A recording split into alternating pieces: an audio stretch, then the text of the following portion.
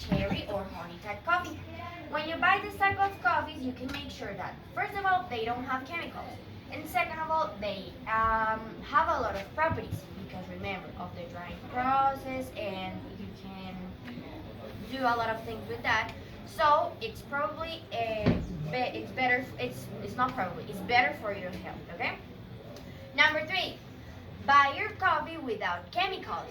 Amelia, how do I know if my coffee has or doesn't have chemicals? Really easy. You prepare your cup of coffee and wait like 15 minutes, 30 minutes, 1 hour. If after that time you start feeling stomachache, gastritis, or something like that, that coffee has chemicals. Because remember, every bad thing that gets into our body immediately rejects it. So, if after those 15 minutes you don't feel anything, that coffee is free of chemicals. So you can take it very normal. Number four, buy only single origin coffees. Do you guys think, for example, Starbucks have only one farmer that produces for them? Obviously not. They have thousands of farmers around that produce for them. And do you guys think those farmers have good agriculture techniques? Most of them don't because they go after the fastest and the cheapest options. So when you buy a coffee to a single origin brand, you can make sure about their agriculture techniques, how it's been planted, how the coffee's been treated, and everything. And it's only one type of coffee. Okay? And number five, where's the coffee? Right.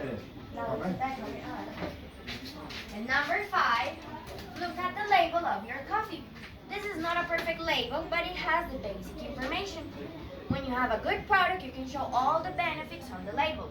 When you don't, you can show anything. So, a good label.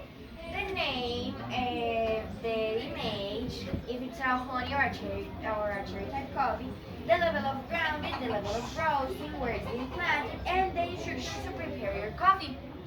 A bad coffee probably is just going to say the name, a good image, and the instructions to prepare your coffee. For example, the Coffee Walk coffee is not going to say made by poop because no one will buy.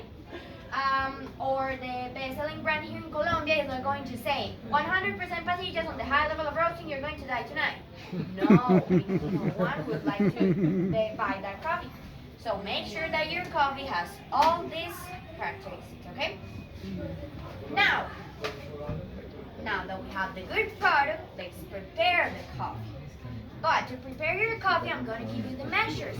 Because one morning you prepare your coffee and you say, oh, my coffee today is delicious. It's the perfect cup of coffee that I've ever taken. But the next morning you prepare the same coffee and it doesn't taste the same. So I'm going to give you the measures so you can discover at home which one is the best coffee in the world for you. Okay? So we're going to go by 1 soup spoon and 100 milliliters of water, or 3.4 ounces, or two of these cups. Okay? So, you like a very soft coffee, very smooth. Let's go by a flat spoon. 5 grams of coffee per this quantity of water. You like a soft coffee, but not as soft as the first one. Medium up spoon. 7 grams of coffee per 7 grams of coffee per this quantity of water. You like a coffee to enjoy, to taste. It's not enough for you to have a medium high level of roasting. Okay, got you. So you're gonna go by a nap spoon. 10 grams of coffee per this quantity of water. It's always the 20% of the water in the coffee. Okay? Now, you want to be awake today and tomorrow. Okay, let's go by 3 medium up spoons per this quantity of water. 21 grams of coffee. I know, it was for today. You want to be awake today and tomorrow. Okay, 4 medium up spoons for the same quantity of water. 28 grams of coffee. You want to be awake the whole week. Okay, let's go by 6 medium up spoons per this quantity of water. 42 grams of coffee. No, it's not enough for me to be awake the whole week. I want to be awake the whole month. Okay, so let's go by the Turkish measure. The Turkish people use 10 medium up spoons per this quantity of water. And it's not a coffee. Uh-huh. And they use this Turkish pot. They put it on hot sand, put this thing, add the coffee and the water.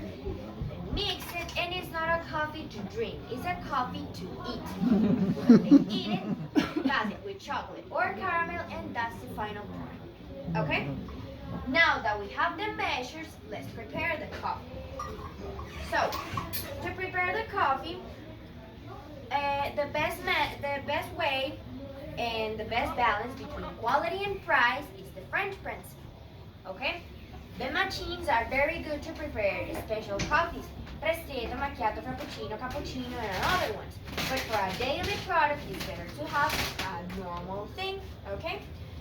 Look, this type of machines boil the water with the coffee at the same time. So even if you have a medium high level of roasting of your coffee and then you put it on a machine, you're going to burn the properties of your coffee. Okay? So, first step, you're going to boil your water apart and let it hit the 80 or 90 degrees Celsius. Once, Amelia, but how do I know if my water is at that temperature? Really easy. You turn on the fire, and when you see the first bubbles coming out, you turn off the fire. Okay, that's the perfect temperature. Now that you have your water,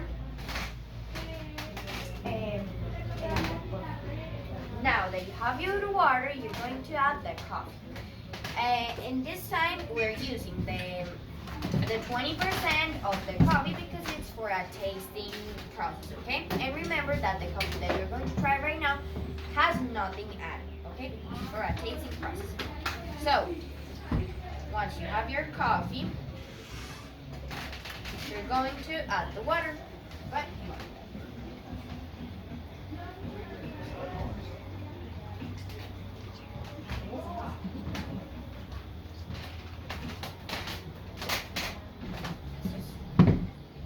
so let's start by adding the water on the walls of the French press.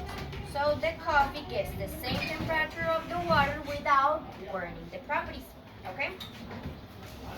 So little by little on the wall.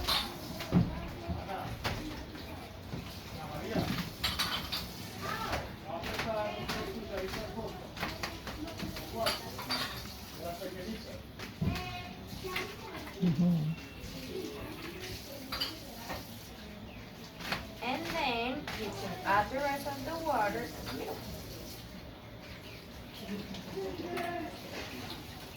What was the reason why you poured it on the sides first? So the coffee can get the same temperature of the water without burning the property of the coffee.